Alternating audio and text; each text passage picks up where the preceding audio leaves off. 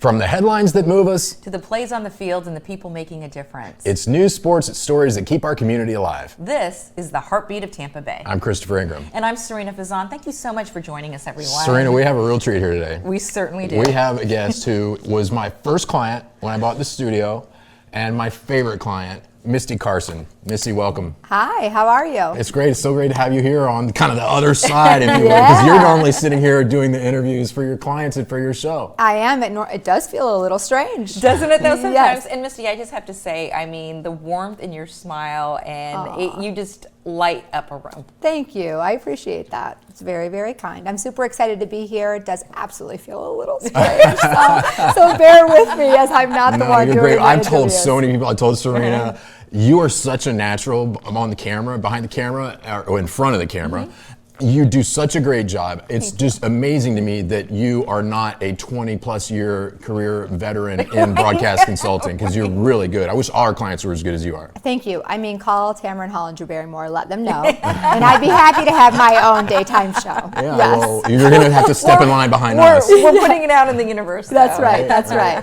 So tell us a little bit about yourself. Sure. So not a Floridian native. I've been here almost 4 years, although I do feel like Tampa is my home. It is my heartbeat of Tampa Bay. So I truly found my people. Grew up in a very small farm town, didn't even have a stoplight, just a blinking red. Actually more cows than people, which is insane. Didn't get a McDonald's till I was like a teenager. 20 miles to the grocery store. Very, very small. The sticks. Yeah, but I always knew that I thought different and felt different than everybody around me, and here I truly have found my community. I am super philanthropic, and Tampa is all about giving back. So this is where I'm meant to be, 100%. That's fantastic. It's so wonderful to have people like you in the community, and I know you're so focused on nonprofits, but you also have a huge voice in the insurance industry. Thank you. Yeah, I would like to think that I do. I have been building my audience for sure. The difference is I want business leaders to understand how insurance actually works and where our industry could do better. A lot of times they aren't given the full picture, the full story. There are a lot of games per se that I feel a lot of my peers in my industry play that keep business leaders from having access to what's best for them in the sake of not losing them as a client, because that's how we get paid, is by acquiring and maintaining or retaining clients. Well, I have to tell you, my background, my first job out of college was peddling commercial property and casualty insurance. I was terrible at it. It lasted 6 months, and then I got back into politics where I belong. My ex-wife of 21 years is an insurance executive, and so I probably know more about insurance than the average Joe, but I don't know everything. You know so much, and I learn every time that you're in the studio recording your show. I learn so much.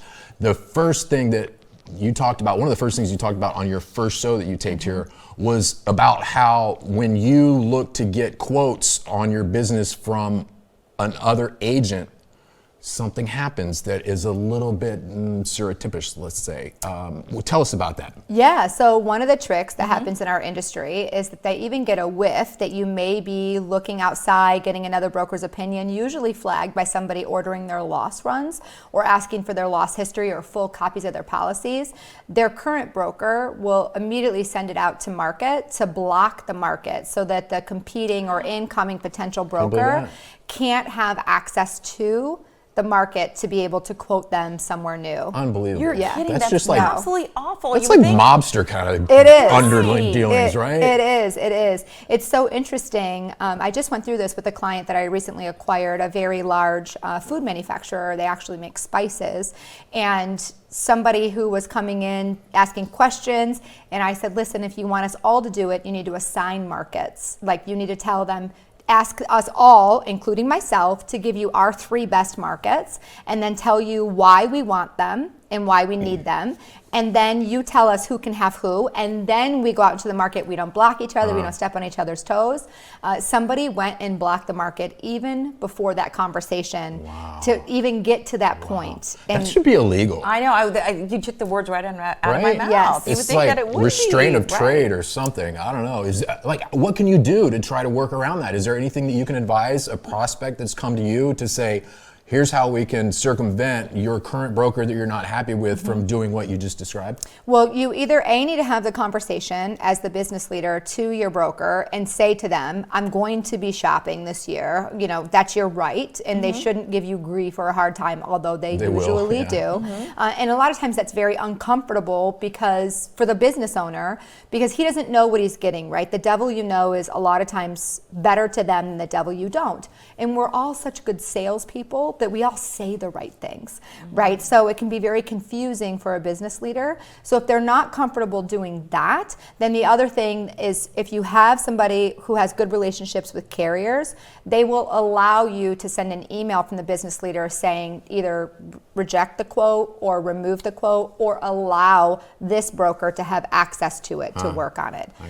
But you have to have a good relationship with the carriers. If you're somebody like you who's brand new, like you said in PNC Insurance, no carrier is going They to. don't care, right. Somebody like me, I'm blessed. I've made very good relationships on both sides of a street, so they would allow me to do something like that. But that's not the case for everyone. You know, it's so overwhelming in the first place when you seek out insurance and your business and so on and so forth, that just to know that we have to be on top of this too is, I'm stressed out just thinking about it. I really, right? Like I'm stressed out. I So, totally understand. so I know you've given us some great tips, but what else would you say, Misty? Do we research it? I mean, like, what can we do? Like, what can an average person do? So I think business leaders really need to ask their broker a lot of questions. Another thing that I find very often that happens is they don't truly understand how they're paying their broker. Like they'll say, I've seen this recently in another proposal that I was looking at and going over their policies and all of the things. It just says that this is how much they pay for this policy line, includes commission, but it doesn't have it broken out as a line item. So I was like, you have no idea if 20% of this number, because it can be anywhere from 6% to 20% of the premium that you're paying gets paid to the broker firm in commission. And so you should have it broken out. Like you should know what you're paying for. So that begs a question, and I know you'll answer this honestly because you have already probably gotten your own self in trouble by ticking off people within the industry by exposing these secrets. Yes. Is a broker's commission negotiable with the client? Yeah, absolutely. Okay. Yeah, so a lot of times, especially for nonprofits or once you get to a certain size, it doesn't behoove the business leader or the business owner to pay straight commission. They really should be asking for a fee.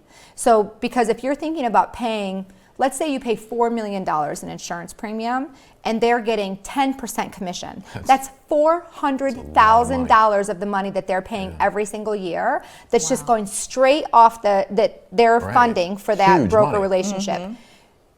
You have to do a lot of damn work to earn $400,000. So clients that size are a lot of work. There's biweekly meetings, there's making sure, there's acquisitions, there's employees moving, there's all these things that are currently happening, but not to the tune of $400,000, right? That should be negotiated between you and your business owner. And a lot of people don't even have that conversation. Right. They just don't know. But could a small business owner that has maybe $50,000 to $100,000 in premiums, or maybe even less, can they negotiate commission with their broker as well? Yeah, so absolutely. So there are definitely brokers that specialize in smaller businesses and then some that specialize in middle market. So a really interesting thing that's happened in our industry over the last 5-ish to 7 years is we've started segmenting businesses, and then you have a different population of people like me servicing smaller business, and then I would say upper smaller business, smaller middle market business, to true middle market, even up to enterprise sales. You need somebody with different expertise to be able to handle what we call a business owner's policy, where you put everything in a little package and you pay one premium for general liability and for property insurance, to somebody who's dealing with a captive who has to have a line of credit, or they have to invest their money, or way different clientele, way different amount of education and experience. What? Go ahead. No, I was going to say no, you ask first because mine is more the personal side of something. Okay, well, what are some other tips and tricks that brokers are typically doing that you can give, they're the tricks, and you can give the tips to consumers on how to better navigate dealing with their commercial insurance? Yeah, listen, the biggest thing for me is you need to have options. So most of the time, your incumbent broker, which is the broker you currently have as your advisor, the one you've had for the last policy year or however many years, a lot of times 15, 20 years, they should be bringing you every single year different choices. So a lot of times business leaders believe that they just get what they get and they don't get upset, right? So like they're 5 years old. But there are so many ways to structure a program around their risk tolerance, around their loss history, around what their specific loss history, around what we know about their industry as a whole. Certain industries you can imagine have a lot more workers' comp claims. Like you think about construction, manufacturing, roofers, right? And then how badly can they get hurt? If you know that, you can leverage the way that your insurance policy is written by taking on a deductible that's comfortable for you, that makes mathematical sense, right? Based on your loss history, based on what we know in the industry, and then forecasting based on your last 5 years. But so many people, their incumbent just shows up and they give them the renewal, and it's guaranteed cost, which means no deductible, and it's the most expensive way to insure your business. The most expensive way. Isn't that something? And the broker's making more money the higher the premium is, because most of them are getting paid by commission. Absolutely. That your typical business owner is not negotiating. Correct. Yeah, it's a cycle. And let me ask you this, because I know I've read recently in personal auto that consumers think that they get rewarded and get good rates by being loyal to the same company, but the antithesis is actually true, from what I understand. Correct. Does that go on in commercial insurance as well? Yes. So you'll see in commercial insurance, and it all depends on. So let me give you a really good example, and this is the best way for me to tell you a story. So Amazon DSPs became really popular, like 15, 12 years. Tell us what a DSP is for those who don't know. So that's a delivery service person, right? So that there you have all these little mom and pops that are opening up these Amazon fulfillment centers, and then they're hiring all these drivers, and then they're delivering Amazon packages. It's how we now can get something the same exact day that we order it. It's incredible. Which is insane. Amazon, you totally have my number. So like I'm sure there's one waiting for me. I get Ring doorbell notifications all the time. So there were companies, carriers in the market who built specific programs for Amazon DSPs. So they gave specialty coverage, it was a specialty rate. What they didn't anticipate were all of the losses that were going to happen. You've got a bunch of people who have never been drivers before, who are hiring for the first time, who are getting bitten by dogs, right? They're getting threatened, right? They're jumping off really quickly off the back of their trucks, and they're turning their ankles, they're hurting themselves, they're breaking packages, right? So all of the things you couldn't even anticipate until you have data. Right. So now a lot of those carriers have gotten off of that type of business. And so you'll see this cycle of where you'll have a very specific carrier will cover. In Florida, it's really hard for general contractors to get insurance because of all of our product defect. So we're very litigious in Florida. Really? Yeah. So if you If you touch somebody's home along the way, and we have a lot of tract homes, which are traditionally known to have more challenges. So you'll see the carriers get off the book and sell it to somebody else or non-renew it, and then you have this feeding frenzy in the market, and then those carriers will charge more premium because the risk is heavy, and you have this soft and hard, this cycles all the time. And if your broker partner, your advisor, your person like me, does not understand that or isn't able to help explain to you why those things are happening, you may want to consider shopping for a new broker partner. I was going to say more on the emotional side. Clearly, you are so passionate about what you do and very knowledgeable, which also makes you great at what you do, right? You. Absolutely. I mean, you see it. You see in your answers. You see it in your expressions.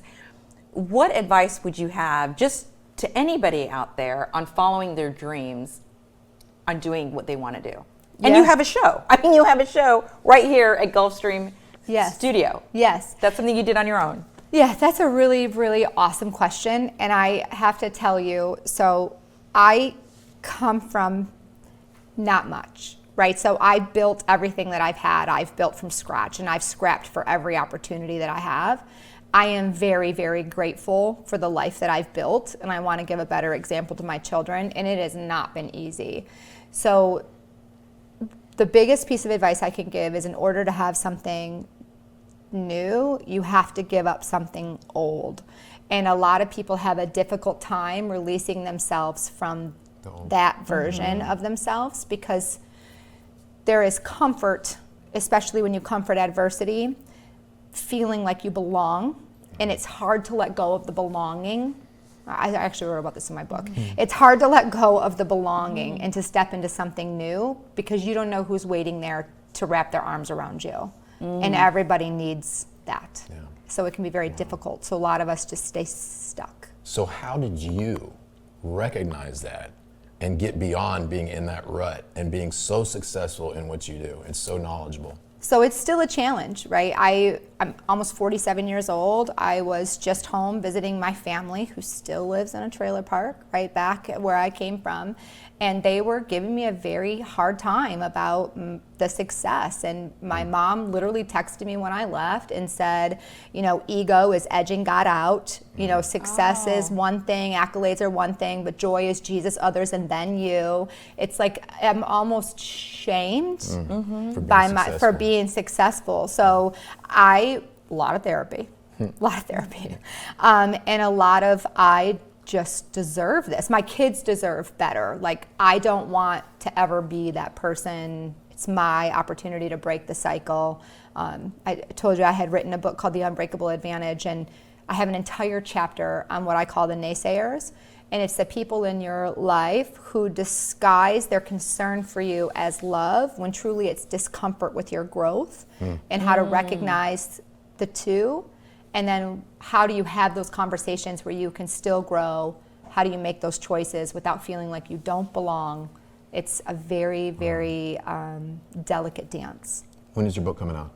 I am waiting for the publisher. Though I have two publishers who want to publish it, which is amazing. Thank you. Congratulations. Thank you. That's so wonderful. So I have my second call March 2nd with the second publisher to go over my proposal. And then Carolyn Jones of 7 Marketing here in Tampa is going to help me decipher which one is the best one. And then I'll be choosing. She told me not to put it out until between February and April of next year, if they can't get it out by September, because apparently nobody buys anything but Christmas books after September. When you get your book out, you're going to be a rock star. If you want to, I'm going to give you a little insider in the behind TV scenes tip. Bookers and producers who put people on television programs, news programs, as soon as they see someone has written a book, and the book could literally be published but completely empty. There are no words inside the book, but if you say, I published a book and it's verifiable, you're seen as an instant expert. And with your background, knowledge, you're great on camera, and being a book publisher, you'll be all over the country talking about what you're passionate about in the insurance field as an expert on TV. I guarantee it, if that's something you want to do. Yeah, I appreciate that very much. Yeah, my book is not necessarily for just insurance people. It's your life, right? Yes, it's your life yes. and where you come. I don't tell much about my story per se. There's a little bit of it in there, and then in the Victory Chronicles I talk about my adversity, but I really didn't want it to be about the pain. I wanted it to be about what that pain gave me. And I want other people to see that as well. Like, so many times we're taught in our lives it's something to overcome, and that we have to like rise above and like superimpose and do all of those things. And the reality is it was a gift. Like, we were literally given skills that other people who haven't been through those hard things can't even tap into, and those skills make you a badass in the sales in the sales arena. They happen to be the same skills.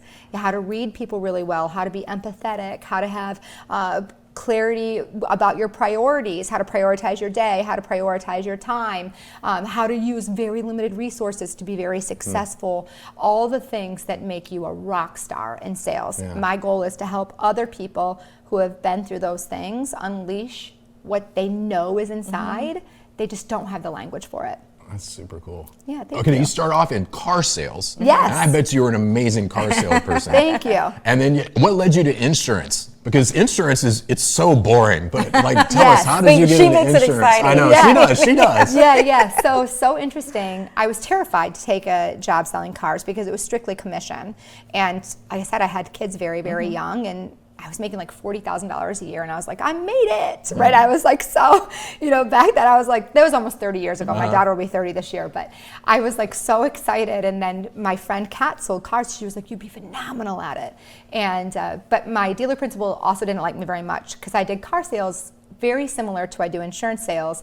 I was like, I will not sell you that car because I've seen that car go into service 3 times in the last month, and you're going to be upset with me because you're going to break down on the side of the road, and I'm not doing that to you and your family. Like, I'm just not doing it. Right. And it used to be a fight. I bet. Yeah, so I... He just wants it off the line. Yeah, but then eventually I got the reputation, and I didn't even have to cold call anymore. People would just bring their family in in that's droves. awesome. So what happened was, when I was raising my kids by myself, my oldest 2 were in high school, and they were very involved in sports and academia.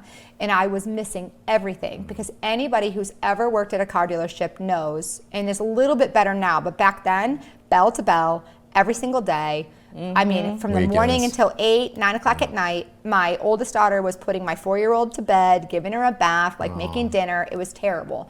So I was like, where can I work where I can have better quality of life but still make good money? I still have control of my income because the harder I worked, the more I could make. And I wanted that. I already knew what that was, and I knew what I could do for myself. And I thought, the State Farm agent down the road is always at like the school events. He's always there. So I was like, I think I should look into insurance. And I found a posting on LinkedIn for Century Insurance, which is a direct writer, a little bit different of an animal. And it was for my territory, and it was insuring car dealerships. Oh, wow. Isn't that Wow. something? Yes. Instant expert. How serendipitous. Yes, so and cool. I was like, I know half of it. They can teach me the other half. I know I work hard. I almost quit like 3 years. It was so hard. I read Think and Grow Rich by Napoleon Hill, and he talks about quitting 3 feet from gold. And I knew, and I still know right now as I'm building my own business on the side as well, the more uncomfortable I feel, the closer I am to victory. Wow, that's really insightful about yourself. Really cool. Where can we find you? Like, what's the best way to follow you? What's the best way to see what you're doing on all aspects of your life? And to Yeah. call you to get your insurance Yes. quote, as Yeah, I like- recently did. Right, Yes, for thank business you. and for your, for your, I called her. I've had the same agent that does my home and my commercial business insurance, and then I needed new work comp policy. And I called my agent, who I've been with for like 5 years.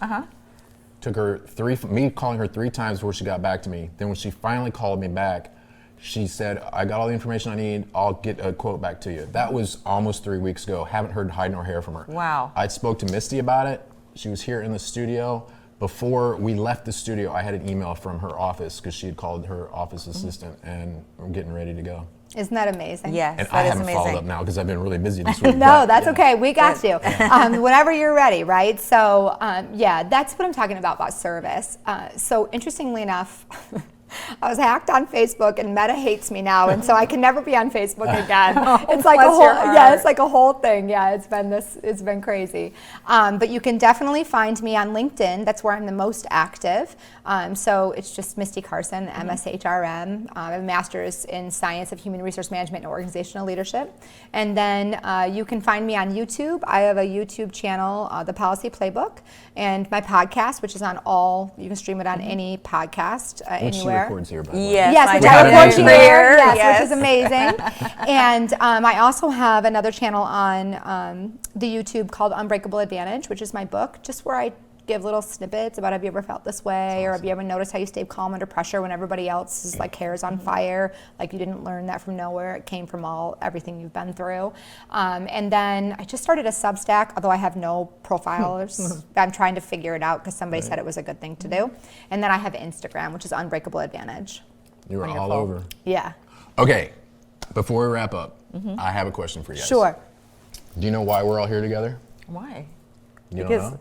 she's a mover and shaker, and Yeah. we're honoring her on the show. She's here the same reason you're here, and you're here the same reason she's here. Bridget. Bridget! Bridget! I was like, All it's gotta be They're Bridget. connected because of Bridget Isn't Bell. that Yeah. something? Isn't that crazy? Shout out to Bridget. Shout out to Bridget for sure. She's amazing. She is. Yeah, love her.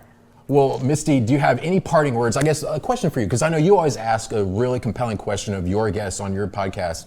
What advice would you give to someone, let's say a young person who is looking to get into being a professional up-and-comer, maybe not even in a professional business environment, but like getting out there and building their own business or working for a company, but how do you be successful?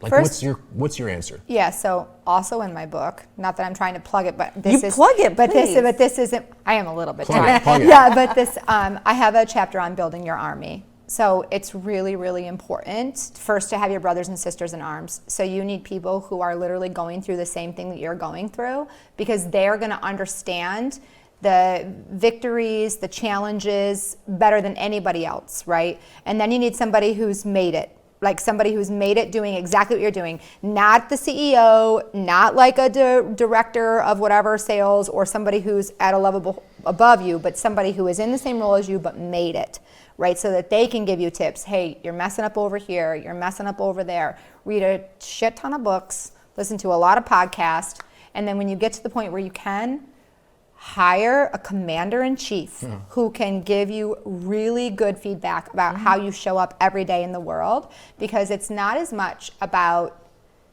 do you know the information or do you not know the information. It's how do you show up for other people when they need it the most. Because you can say to somebody, I don't know the answer to that, but give me 5 minutes or give me an hour or give me a day and I'll get back to you. I don't want to misinform you. And they will respect you so much more than giving them a bullshit answer that they think is going to be what they need to hear. So how do you find the commander-in-chief? Well, usually you can't afford them till later. And interestingly enough, a lot of times if you start with your brothers and sisters in arms and then you're moving like up the chain, I have like 5 different levels of what you can get to and what they all cost and what they're all for and how they all serve you.